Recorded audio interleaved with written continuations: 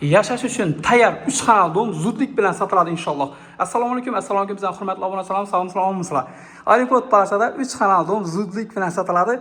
Inshaalloh kelib dushiston qolganlarni yashab o'tiraverasiz inshaalloh. Plan shkolat bor inshaalloh. Mendan chiqadi obzor, sizlardan bir chasna like. Xo'p, boshladik. Nima bir xonasi yana? Kichkina chala xonasi. Xo'p, ne yerda kuxnisi? Mana. Gap döşab yashab o'tiraverasiz bu yerda. Postamoykisi, gazi, umnikat yo'li, ichi-ichlar ham mana siz tayyor tutdinglar. Bu yerda gazdan svetto mo'mo yo'q, bilasizlar. 2-etajda. Ya'ni umida Arbot Palasada Yashil bozorda ham do'kon bor. Shuni ro'parasida bo'ladi yana.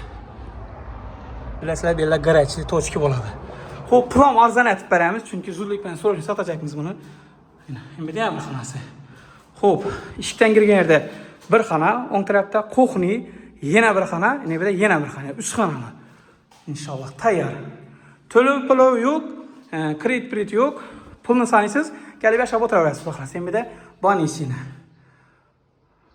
Aytdim, aristolar ham qoladi, hamma narsa shunday qoladi. Xudo xolasa, gördüğünüz basib beraverayim dersin inshaalloh. Xo'p, neden kirib kelishim gösteraman. Yana tayyorgina kilitni olasdan yashab o'tiraverasiz inshaalloh. Hozir pulni aytaman, xudo xolasa. Durib ketdik. Xo'p, 2-etajda.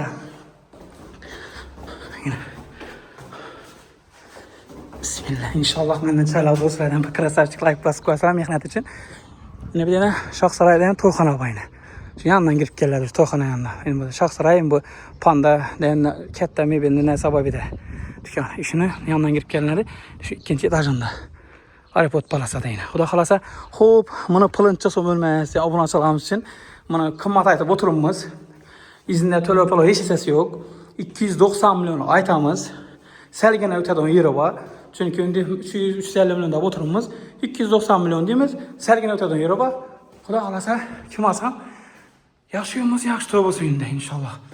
Yaxshi kunlar bo'lsin. Bosib beraversangiz, pastga nomer qoldiraman. 290 milliondan salgina o'tadi. Notarsda sanaverasiz. İzinde to'lov yo'q. 290 milyonu bilasiz. Xudo xolasa sanaysiz notarsda. Adınızı o'tib beramiz inshaalloh. Telefon etasak gap go'stamaydi. Bemalol. G'olan do'shingizdan yashab o'tiraverasiz. Maşallah. Tayyorja sirabuna sanam seni. Bakar bot palasa. İnşallah. Pastga nomer qoldiraman. Bemalol bosib beraverasiz. Ma'qul kelsa, xudo xolasa, ajoyib edi. Kiltini beramiz. Kelib yashab o'tirasiz inshaalloh. Juda ajoyibmi? Sog' bo'lasizlar, omon bo'lasizlar. Videolarimiz qo'llab tursin inshaalloh.